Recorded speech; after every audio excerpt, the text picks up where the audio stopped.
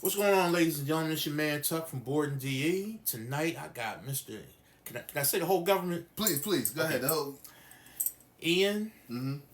Jahiti Mm-hmm. Brownfish Smith. There we go. We go. And you're running for office right now, right? Yes, sir. Okay. Yes, sir. Okay, well let me get to the beginning now. All right. When did you come to Delaware? 2015, June maybe 30th, 2015. What brought you to Delaware? I came here because my wife's family was here, Mm-hmm. and there's probably a whole bunch of other little things that add to it, but it was time to move a little closer for my wife's sake and for me with music as well. Okay, because you're originally from Baltimore? No, I'm originally from New York. Okay. I was born in the Bronx, first generation American. Parents is Jamaican. Yeah, you know that's already. Grew up in summers in Jamaica and sometimes in North Carolina. My uncle married a woman from North Carolina. Then moved to Bucks County, Pennsylvania, which is not the Bronx or Jamaica. Yo, that's the far left there, man. Hey, listen, it was. I tell people often talk about like racism and stuff like that. I'm like, there's one thing to talk about like you feel like the police harass you. It's another thing to be the only black family. To be only 3-4 black kids in a school of 700 kids. To be called the N-word on your first day of school. To have to be like, yo, am I gonna have to fight? I mean, it was an interesting experience, and it's scary. You know what I mean? It was almost like when I hear people talk about being in the 60s. Mm-hmm. It's sort of like that. Like, you're not getting no cousins. You're not running to go get nobody. You about to have to face it. Then, Nah, good. Yeah. And then, so from there, I lived there for 6 years. But really, I ran track. It was a beautiful experience. I loved it. Met some great people, but it was that part to it. Then I went to Coppin State College at the time, now university. Stayed there for 21 years. From the time I was there, graduating, working there, community work, teacher, musician, and then came to Wilmington, Delaware. Okay. You never went back to Bucks again in your life.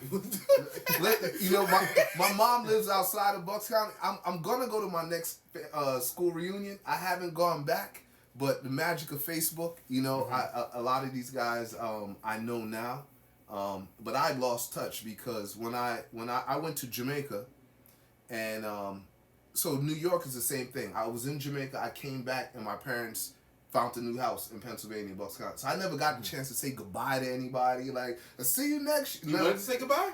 I mean, it sounds like there was a heavy sense of you were a nigga. So I don't know. No. Well, we're talking about coming from the Bronx to Pennsylvania. Okay. You know what I mean? It was just straight up. I thought I was coming back to school. I'll see my friends, and it was like, no, you in Bucks. Like, okay. And so when I left for college, I came back 1 year, which was my freshman year for Thanksgiving. I brought stuff back. After that, I never came back home again. I ran track, so I was either there for track and field during the winter, Thanksgiving and the winter break, and then I worked the front desk in the summer, or at the end of my time there, I was an RA. So there was never ever a reason for me to ever come back, and I never ever came back. Oh wow. Once I moved out of my mama's house at 18. That was it. Because, like I said, there was some good people I met in Pennsylvania. You know what I mean? I think that allowed me to understand different versions of white people. You know what I mean? The white guy that used the N-word. The white people who had the Confederate flag in their window. You know what I mean? It was a whole... I should write a book about that experience one day. And 2 people will read it. Shoot, we'll read that, man. Yeah, that sounds rather interesting. It was. Yo, because I didn't know you were from Jamaica. I mean, I knew, I kind of figured you I'm were not from from New York, Jamaica, but yeah, family's Jamaican. Yeah. You spent enough summers there. You from Jamaica. Yeah. I got the stamps all in the passport. Yeah. So where did music come into play in all this? Well, my family's 7-day Adventist. You know what I mean? So in Jamaica, I say it's for real 7-day Adventist. So I don't know if you guys are familiar with that, but Friday night to Saturday night, there's no TV watching. There's no music playing, so music was us reading the hymn book, singing the songs. So I think that's probably the very beginning portion of my music career. Going to church. Church was serious. You're there in the morning, come home for lunch, go back. So music was probably influenced by that experience. Now, Jamaica being Jamaica, and music is a very important part of the Jamaican culture, and Bob being Bob, you can't escape that as well. I grew up with my stepfather, who's from Grenada, and he played soca and calypso every single day at the loudest volume possible. So I grew up with listening to soca, Mighty Sparrow, Tiger, Arrow, all them boy them, you know what I mean? Like, that's what I grew up listening to, really, was soca music. And then as I would go to sleep at night, I used to listen to, I fell in love with lyrics. So I used to listen to Motown. So we talking about in the 90s, old school in the 90s was the 60s and the 50s. Okay. So listening to Louis Armstrong and Motown and big band music, you know. So I was just I just started to discover it on my own. What's interesting is that I couldn't understand rap. Like my stepbrother used to live in Brooklyn, and they would come visit us, and they would play rap, and I'd be like, yo, I don't know what they're saying. Like, I could not hear the words, and it's so funny when I think about it now. Like, I lived in the Bronx, you know what I mean? Like, and it was like birthplace of hip hop. I'm like, right? Yo, I don't know. And regular rappers were mumble rappers to him. Yeah. Run DMC. Yeah, I'm like, yo, LL. What are they saying? And so now what I realized, I was a only child for a very long time, and so I just didn't know the slangs. I didn't know what they were saying. Like, I never had an interest to want to be hanging out with people who were like, I remember when my mom bought a pair of Etonics, right? And I remember going to school with they were like, oh, yo, got the Etonics out. I was like, okay, I don't know what they are. You know what I mean? Like, so whatever was cool, that wasn't what I was into. You know what I mean? I was just into really just been thinking about life since I've been a little kid, which is probably abnormal for real. Wow, I guess that the way you looked at rap music back in the day was how I was looking at reggae, because I didn't understand nothing them cats said. Nothing. And you know, we got Jamaican in our family, like way down the line, like I'm talking about paternal grandfather. But growing up, my one of my roommates in college, he was Jamaican. He used to play this stuff. I'm like listening, like, dog, I don't know what he's saying. Right. So then that's when he sat me down. He was like, yo, you already feeling the music, right? I said, yeah. He said, nah, just listen to the lyrics. And I had to actually close my eyes, and then I understood. Yeah. And I was like, oh, okay. So I just opened a whole bunch of doors, but I would never tell my girl that, because she part Jamaican, and she be trying to get me to listen to this stuff all the time. And I'm like, the reggae I'm used to is different than what you listen to. It's a little different, but it's still all good music and everything like that. Yeah. So did you listen to Bob? Huh? Did you listen to Bob? Yes. I had no choice, because my roommate, that's all he played. Okay. That's all and he you didn't understand Bob? Well, I understood Bob, but then it was other, you know, he was going, like, I guess, underground at the time, because he used to have a whole bunch of VHS tapes. Yes, I just dated myself by saying that. That we used to play. He used to have these concerts, like, they be in Jamaica playing for hours with these huge, humongous speakers. And, right.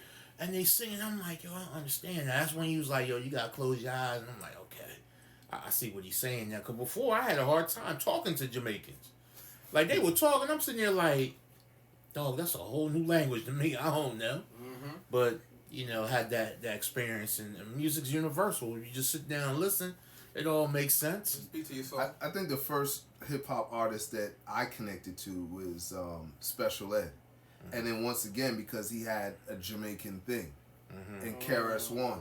Mm-hmm. And then it was probably Big Daddy Kane. But it's really because that's what my brother liked. And so I heard what I on my own. I didn't go looking for hip hop. My brother's the one who introduced me to it.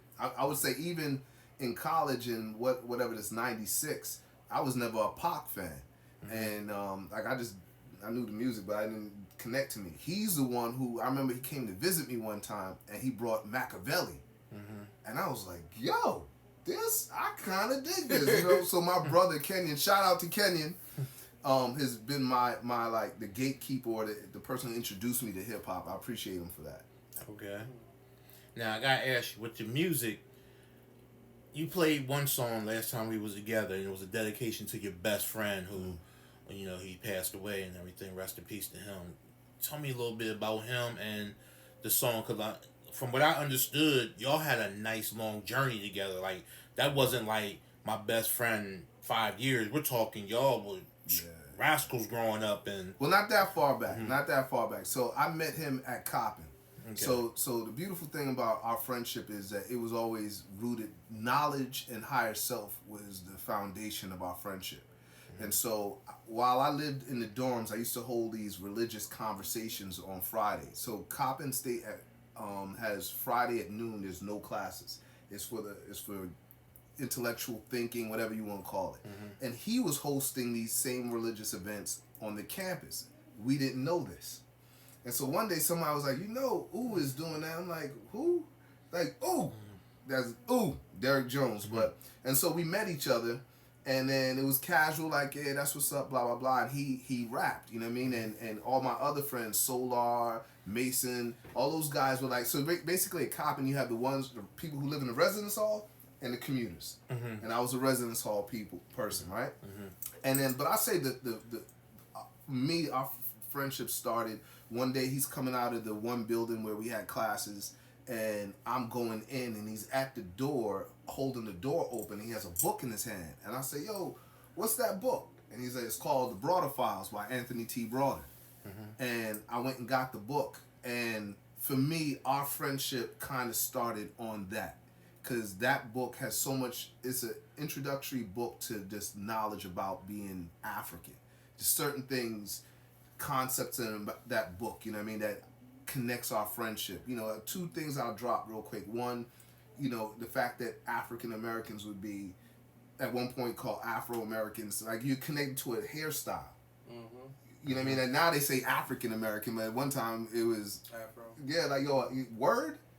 A hairstyle, like high top Americans, like word, Jerry curl Americans. You know what I mean? Yeah, we didn't call them Americans. Yeah, we didn't call them other people straight hair Americans. You know what I mean? So it's like, that's disrespectful, yo.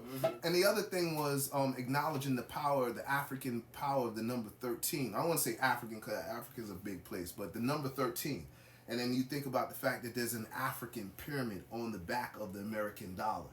You think about we talk about 13 being a negative number, but if you take that American dollar, there's 13 steps on the pyramid to the eye of Haru, right? There's 13 on the eagle, or we call Haru, who was the first god, right? There's 13 stripes on his shield, 13 arrows in his talon, 13 leaves on the fig on the other one. There's 13 stars over. So the number 13, there's 13 colonies. So you get all these African principles, and then so the book was just dope, man. So from that point, we graduated. I graduated in 99. He in 98. I'm recording music secretly, reggae dub albums that I still have not released to this day. I'm letting another guy named Rudy, who was a part of the group, listen to it, and he was like, "Yo, you need to come rock with us, yo, and perform with us." I'm like, "All right, that's what's up." And so, long story short, they had another name called the Lost Tribe, and then the day they decided they were gonna call their group Brownfish, I happened to be at that place, and we end up performing together on that very first day. We performed there, we separated, and then we came back together, and then that was it. So basically, we've been tight since 1999. Is really, knew each other in college, but music, 99, and it was just magical from the very beginning, man. Oh, okay. Yeah, I miss my brother, man. Now, the song you wrote about him, that tells some of that history as well? It doesn't go into that. It's just talking about, how important he was to so many people, you know what I mean, and so many children, life is funny, man. Whatever your purpose is, if you think you know what it is, don't play with it. You know what I mean? Because the reality is, there are two things. One, you could leave this earth in a heartbeat. Two, there are people waiting to be inspired by your inspiration. You know what I mean? And that's what that song is really kind of, in my opinion, talking about. Okay. Yeah. Now, what's the name of the song? Peace to the God. Yeah. Is it available out in the world? No, it's not. It's not. Hopefully one day I'll record it, but I do perform it. Yeah. Okay. Yeah. Yeah, actually, at the campaign function slash birthday party, he performed it, and it wasn't really no dry as eyes in the house, right. Man. It touched everybody. You didn't have to know Jahiti or his boy to be moved by that track. So, that was what's up and everything. So, again, rest in peace to your homie and everything. Appreciate you, bro. And it's always good to see brothers still carrying on, because you're still his friend. He's just not in the physical plane. He's in the spiritual plane, so he's still your man's. And for you to keep his spirit alive to those who may have forgotten because he's not here in the physical, that speaks volumes by itself. Well, I tell you, through his passing, I can tell you, because I'm not even going to go through the whole list of reasons why I can tell you for a fact. For real, he possibly could make himself present right now just if we ask for a certain sign. But there is no such thing as death, yo. Mm-hmm. There absolutely, I could probably write down 20 different things, you know what I mean? And you'd be like, okay, at some point that's just not coincidence. Right. You know what I mean?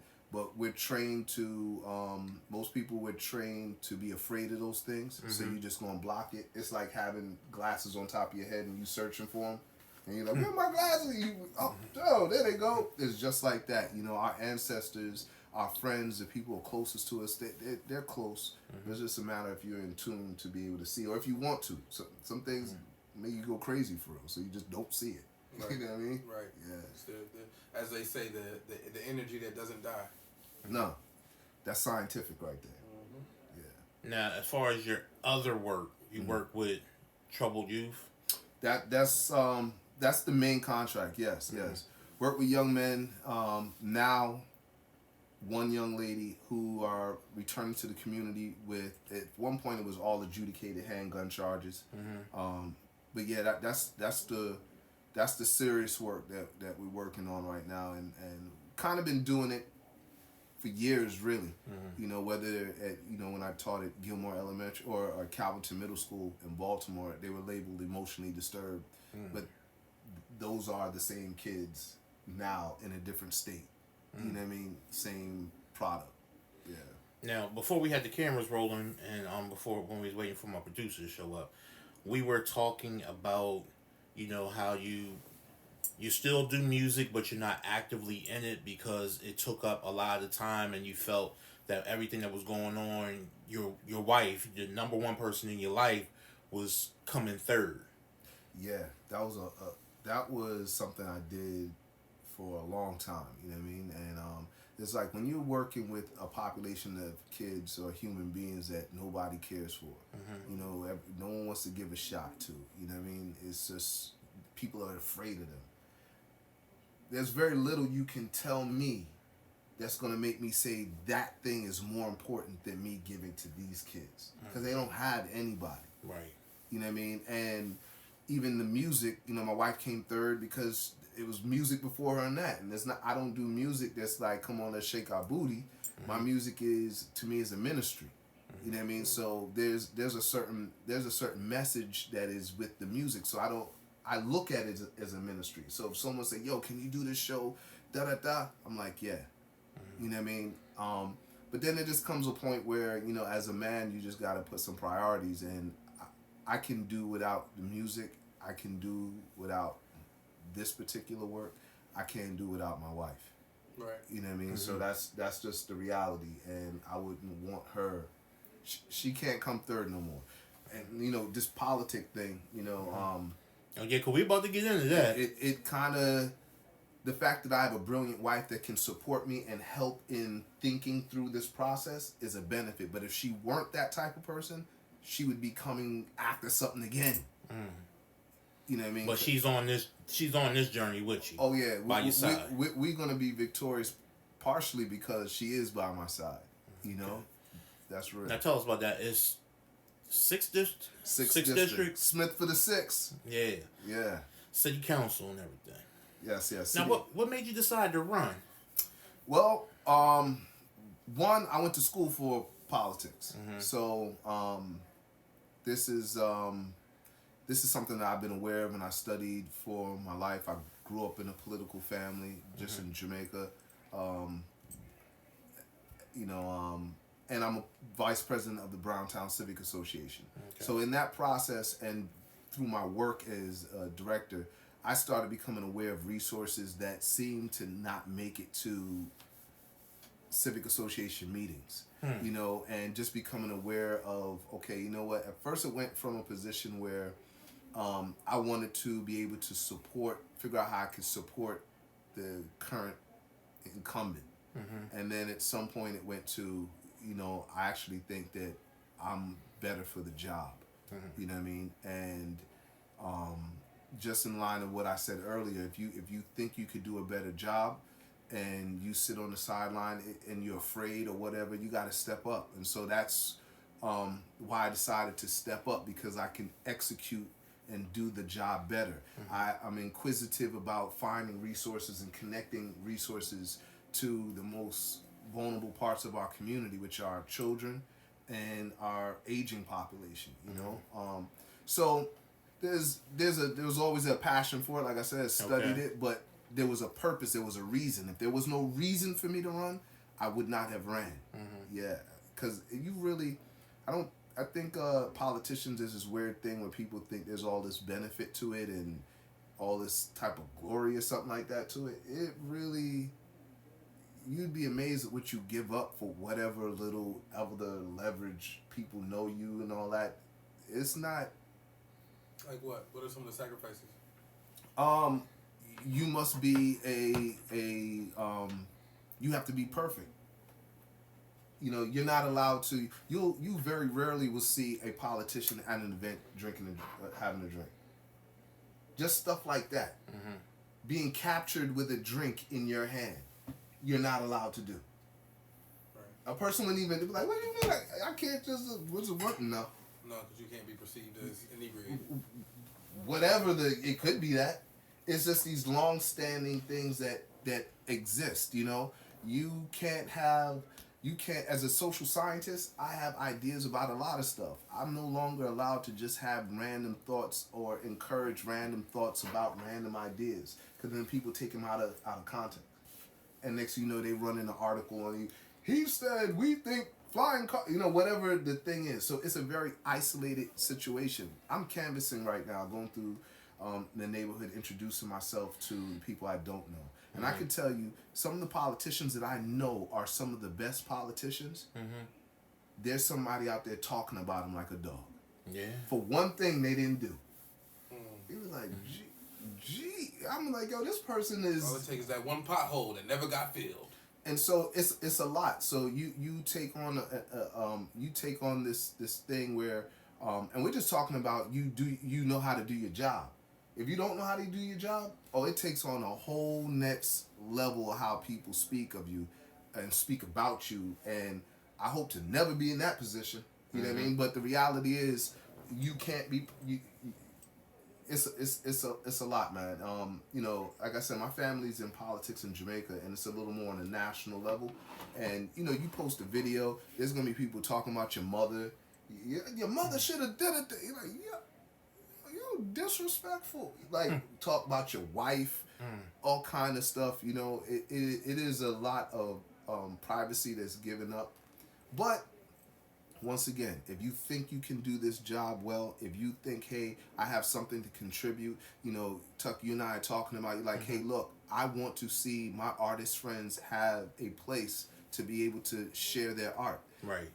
If you hold on to that and don't, well, we ain't got to go. Don't waver or anything like that. Like it's gonna. No one's gonna be there with you. And you're like, okay, I gotta come up with the bread to do this. Right. No one's gonna be there with you when it's like, okay, how many people came through the door? Okay, I gotta make sure that this person's coming from this place, and like no one is there for you. They ain't gonna really know.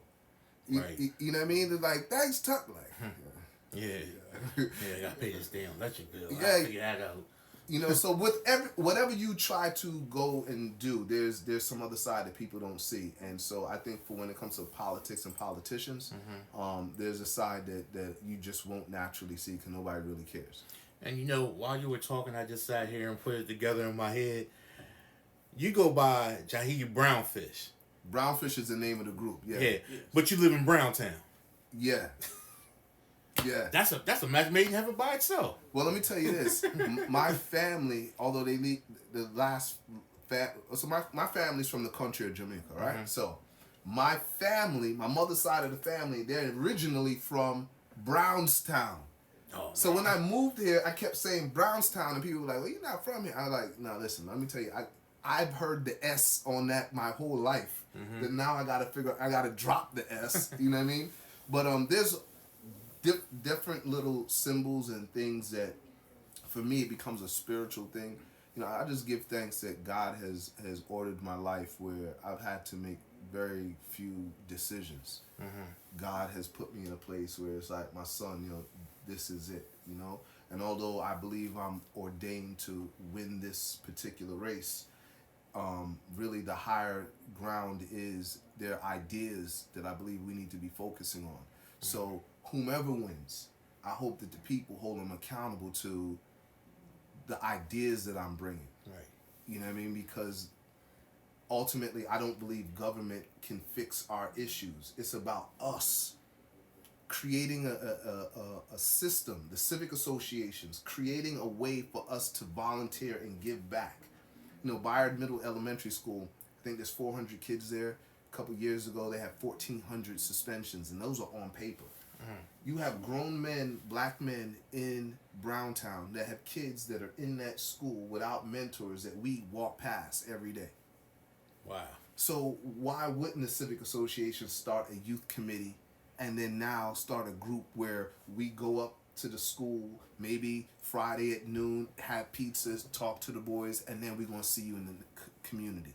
Saturday, we're going to go to, like I give you one little thing, right? When the car shows come in town, they give free tickets to all of the dealerships, right? We could go get tickets for the dealership, rent a van, take some kids in the neighborhood. This is stuff, the city can't do that. Government, it can't organize. That's too specific. You know what I mean? But somebody in the community has to pull that together. There we go. The community themselves. There we go. Which is why it's important that people get involved in their community, both as far as bringing the tribe and the neighborhood back to help raise these kids, but also exercising your right to vote. Regardless of, you can't find, there's never going to be the best candidate. You just want one that sees the view in the way that you see it, you know, and things of that sort. But sitting on the sidelines is what got us in this predicament we're currently in with, you know, because people sat home. People sat home.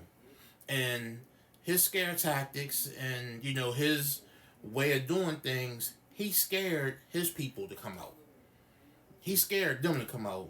While we stayed home, he scared them. Thinking we didn't need to. Yeah. You know, and when you have a turnout of 13, 18, 20% to an election, like I tell my friends, almost every black organization, especially our legacy organizations, NAACP, we'll just say that. You probably, if you right now, you're like, yeah, I want to be the president of the NAACP. And not knowing their bylaws and all that, but you probably can round up 60 friends and become president next year. Because how many people are already there? Mm-hmm. How many people are actually coming to the meeting? And not saying specifically them, but typically any election. You want to be the president of the Civic Association? Go get 15 people in your neighborhood. Be like, yo, this is what I want to do. Let's go. We're going to sign up. We're going to go during the election. You're going to vote for me. There's not going to be more than 15. You know what I mean? So because our political process is a skeleton of itself, anybody could just be like, I'm going to run. And you just organize a few people. So once we get to a 50% turnout, 60% turnout, then you have people who are involved. And let me say this too. I thought I was politically aware, right? I swore I was until I decided I was going to run, and I started studying it again from the perspective of wanting to win. I did not know. There was so much I didn't know. And I see people posting things. My friends, most of my friends are political. They'll post stuff, and I'll be like, yo, you don't even know the levels. I'll give you an example. The body cameras on the police officers right now, right? That's a hot topic here in Wilmington. Right. So what it appears is, should the police officers have body cameras? And the council is not voting for that to happen, right? For body cameras to be on the police officers. But what people don't understand, the backstory is, you could get body cameras on them now, but the police contract, if they had it, if I'm a police officer, I have the camera on and I'm about to do something, I can just turn it off. And you know what the contract says the consequences of that is? Nothing. Because they're still in the union. So they because you haven't negotiated it in the contract. That's what I'm saying. Right. Yeah. So you can, you put the cameras on them, but they can just turn it off. Edit the film. So why are we spending money on the So cameras? why would, wait until it's time to negotiate the contract. Then you put in there consequences for someone turning off the camera, editing the film, and then but that's not how it's presented. It's presented like, oh, these bozos don't want the police to have cameras. Especially the way the media puts it out, because the media doesn't tell you the whole story. They tell you whatever they believe is going to move papers. And it's multiple things like that over and over again. So I'll sit down and I'll watch and I'll be like, yo, man, this not right, yo. This is not right. You know what I mean? And so yeah, man, it just really requires all of us. I would encourage everyone, start watching your council sessions, which is online. Yeah, they online, and they also got, like, you know, if you got Comcast, I think it's channel 22. Yep, you can watch it live, or you can go online and play them back and just watch. And some council meetings is open to the public. All of them. Are. Yeah. Yeah, so if you got a day off and it's a council meeting, you know, get suited and booted and go check it out. If it weren't the fact that it was our city, if it were on TV, if you told me there was a television show called The Council, some of that stuff would be funny. But the fact that you like, the time that we have the most black people ever in city council, the most women ever in city council. Yeah, we got female president. And first female president of the city council, and we can't get nothing done. That ain't a good look. But, you know... What do you think is the number one issue? As far as being able to get things done, like number one thing in the way. Well, I'll say my campaign manager, she was here, her eyes would be like, what are you about to say? I'll just say the legacy of slavery is real. Okay. And as we know, white people did some mean stuff to us during slavery. But it went up a whole nother level when they gave a black man the opportunity to be the what do you call the title? What do you call the overseer? The overseer. Because they wanted to prove to the slave owner that I could do this job so well that they went extra. They went further than what they needed to do. Oh wow. And that's documented. You know, and also I say this, not to even go too heavy, but everything takes a time, you know what I mean? It takes time to learn, you know what I mean? I've had friends who have been put in a position of power, and power is an interesting thing, you know what I mean? And it's something that you have to be taught to navigate, you know what I mean? Responsibility is an interesting thing. So with that, I say we still want to be patient with people as they learn, you know what I mean? So is it safe to say that some people, just to keep you safe, are self-serving or serving entities that aren't the people? Well, it'll be all of that. You know what I mean? It'll be all of that, you know, because the politics is such an interesting thing that if they're a group of people that you want to help, right, and you're like, hey, I want to do these things for these children, right? And you have no other means to do for these children. And you say, okay, I'll give you what you want for these children if you do this for me over here. So now you say to yourself, okay, I got two options. I either now move forward and get this thing that I know our babies need and then look like a sucker to people for doing this other thing. Right. Or I make sure I don't look like a sucker, and then my babies don't get anything. That's right. It's almost like it's like with Jay-Z, right, and the whole NFL thing. Because his strategy was all played out in the open. You have some people be like, "Yo, use a sucker. You bow down to the NFL, and and then he gets all this other stuff And it's like, yo, look, if you want to make improvements, yo, and on this level, somebody gonna think you're a sucker. That's just how it is. Negotiations, somebody gonna think you weird. Someone may say to you, Tuck, you be like, hey, look, let's just say it's like you look at all the venues, you're like, hey, I think the place I need to go to is the Queen, the Crown Room. They got the bar there, the stage, the light, the sound, I think. And then you got a brother who's on the other side of town, like, yo, I got a black venue, but you couldn't come. Like, yo, but you ain't got the liquor license. Right. Man, but we could do BYOB, man. Like, Tuck, you a sellout for not coming. You be like, I'm just trying to do business. So you make the option. Right. Do you put your venue in a place that you can make money and has all those structures if it were just that dry? Or do you support the brother where inevitably you won't make the resources you need to sustain it for a long period of time? You'll be popping for 2 years, but it's going to close. Right. So that's what everything with, and so the part to me with the politics that's scary is that I've worked a long time not to be looked at as no sucker. I've never had to. Everything I did was from the ground up. You know what I mean? I did whatever I could do from my own perspective. But those resources are limited. The amount of children that I need to save is beyond my own ability to have my 4 friends doing a show to raise $2,000 to take a couple kids. It's beyond that what we got to do. You know what I mean? So politics. Right. Now it's what are you willing to sacrifice? Man, get out there, exercise your vote. Get out there, see these city council meetings, and just become informed. Yeah. Just become informed.